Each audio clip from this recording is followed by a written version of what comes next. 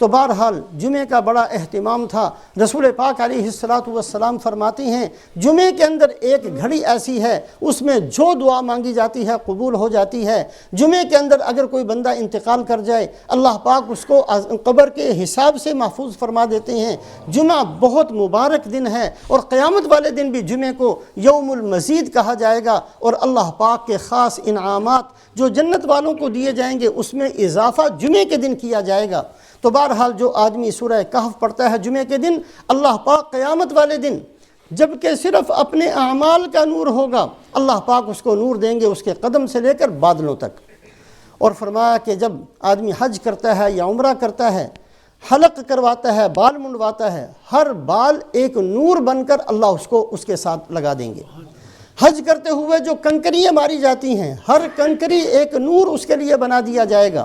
ایک آدمی اگر کسی مسلمان کو کسی مصیبت سے نکال دے، کسی مصیبت میں کوئی مبتلا ہے یا اس کی مدد کرے، اس کو نکال دے، اللہ اس کو قیامت والے دن دو نور دیں گے، دو شاخیں ہوں گی اس کی، اور ایک شاخ اتنی زیادہ بڑی ہوگی کہ اس سے سارا جہان روشن ہو سکتا ہے۔ اللہ پاک یہ نور دیں گے۔ شروع کے اندر میدان حشر میں اللہ کی ذات بابرکات کا نور ہوگا، پھر اللہ اپنے نور کو مخفی فرما دیں گے اور انسانوں کو، ایمان والوں کو ان کے اعمال کا نور ہوگا جس کے اندر وہ چلیں گے۔ اب چل رہے ہیں، منافقین بھی پیچھے ہیں۔ ایک وقت ایسا آئے گا فَضُرِبَ بَيْنَهُمْ بِسُورٍ لَهُ بَابٌ بَاطِنُهُ فِيهِ الرَّحْمَةُ وَظَاهِرُهُ مِنْ قِبَلِهِ الْعَذَابُ۔ اللہ فرمائیں کہ یہ پل صراط ہے، اس کے اوپر سے گزرو اور جنت کے اندر پہنچ جاؤ۔ اب یہ جب چلنا شروع کریں گے منافقین بھی اور ایمان والے بھی، درمیان میں ایک وقت آئے گا کہ اللہ پاک اس نور کو ایسا بنا دیں گے، یہ نہیں کہ دیوار کو پتھروں کی یا اینٹوں کی بنائی جائے گی، نہیں، ایک دیوار قائم ہو جائے گی۔ دیوار ایسی ہوگی کہ نظر آئے گا ایک آدمی جس نے جنت میں جانا ہے اس کو جنت ہی جنت نظر آئے گی اور انعامات ہی انعامات نظر آئیں گے، اور منافقین جو دنیا کے اندر دھوکہ دیا کرتے تھے ان کو صرف جہنم اور جہنم کی مصیبتیں نظر آئیں گی، اور وہ پھر اپنے نور کو لے کر اس پل صراط کے اوپر سے گزر کر جنت میں پہنچ جائیں گے۔ جیسے دنیا کے اندر ایک ہی دن کے اندر ایک آدمی جس کی آنکھیں بہت تیز ہیں وہ زیادہ دیکھتا ہے، جس کی آنکھیں کمزور ہے اس کو تھوڑا نظر آتا ہے، جو نابینا ہے اس کو کچھ بھی نہیں نظر آتا۔ بالکل اسی طریقے سے ہر انسان اپنے اعمال کے مطابق دیکھے گا۔ جس کے اعمال بہت اچھے ہوں گے اس کے پاس روشنی بہت زیادہ ہوگی اور وہ پل صراط کے اوپر سے بجلی کی طرح گزر کر چلا جائے گا۔ جس کے پاس اعمال تھوڑے ہوں گے اس کے پاس روشنی مدھم ہوگی اور وہ تیز رفتار بندے کی طرح چلا جائے گا، کوئی گرتا پڑتا جائے گا، اور جس کے پاس روشنی نہیں ہوگی اس کو وہیں رہ جانا پڑے گا، وہ نہ پل صراط کے اوپر سے گزر سکتا ہے اور نہ جنت کے اندر جا سکتا ہے۔ اللہ رب العزت نے جیسے ہر چیز کا ایک ظاہر بنایا، ایک نظر آنے والا حصہ، ایک نظر نہ آنے والا حصہ، اسی طریقے سے اللہ پاک نے اس کائنات کو ایک ظاہر اور ایک باطن کے ساتھ بنایا۔ اس باطن کے نظام کو ماننا اور اسی کو قبول کرنا اور اس کو سامنے رکھ کر چلنا، جس کا نام ایمان ہے، یہ انبیاء علیہم الصلوات والتسلیمات سمجھایا کرتے ہیں۔ رسول پاک علیہ الصلاۃ والسلام نے فرمایا کہ جو آدمی سورہ واقعہ روزانہ پڑھے گا اس کو فاقہ پیش نہیں آئے گا۔ یہ ایمان ہے۔ عقل کیا ہے؟ عقل یہ ہے کہ پیسے کماؤ اور کماؤ اور کماؤ، اور پیسے کماتے ہوئے بیٹے کو بھی ساتھ لگاؤ، پھر بیوی کو بھی ساتھ لگاؤ، پھر بہو کو بھی ساتھ لگاؤ، پھر بیٹی کو بھی ساتھ لگاؤ، اتنا بینک بھر لو کہ خدا نہ خواستہ کہیں فاقہ نہ کرنا پڑ جائے۔ یہ ایک لمبی لائن ہے جو انسان ظاہری طور پر اس کو طے کرتا ہے۔ ایک ایمان کی لائن ہے کہ کچھ بھی نہ کرو، سورہ واقعہ روزانہ پڑھو گے، اللہ وعدہ لیتے ہیں کہ اللہ پاک کبھی تمہارے اوپر فاقے کو مسلط نہیں ہونے دیں گے۔ رسول پاک علیہ الصلاۃ والسلام کی خدمت میں ایک صحابی آئے، بوڑھے تھے۔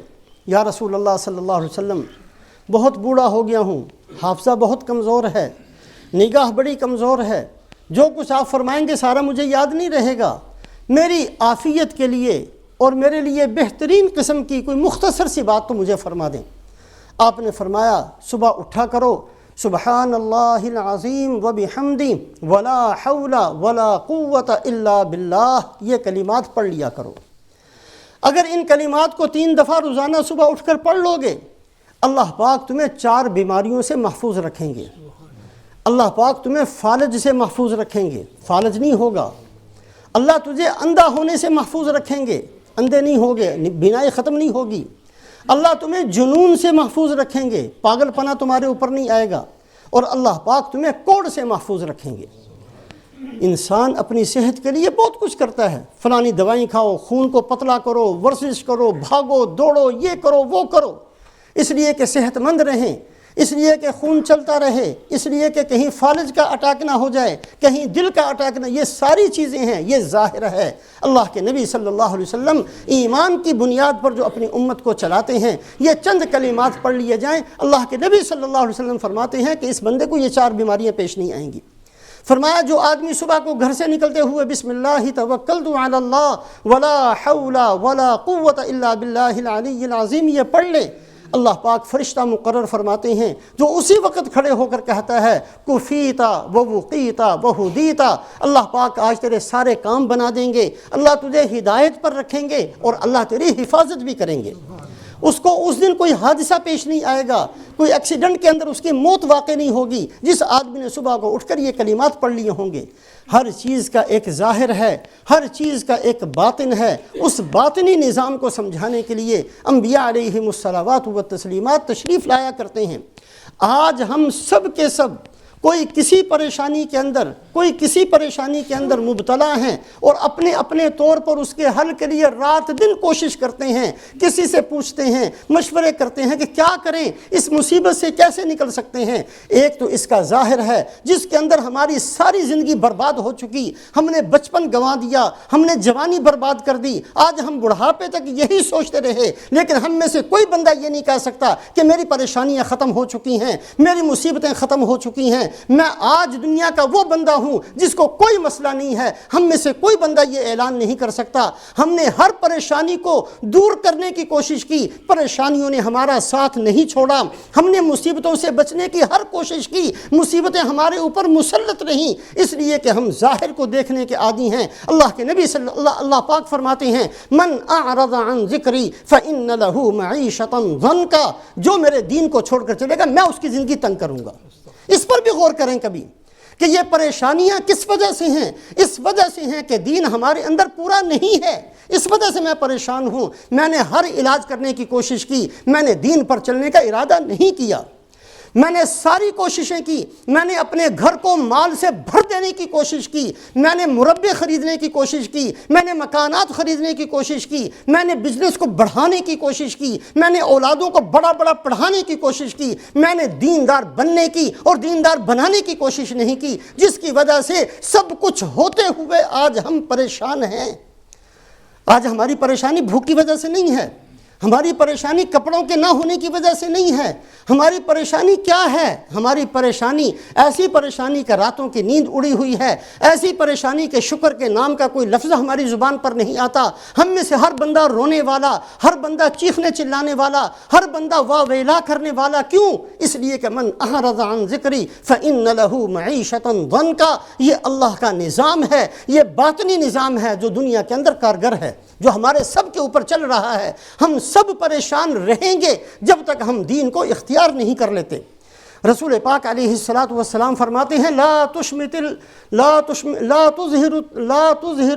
تظہر الشماتۃ لأخیک فیرحمہ اللہ ویبتلیک، دیکھو تم میں سے کوئی آدمی اپنے کسی مسلمان کی کسی پریشانی پر ہنسا نہ کرے۔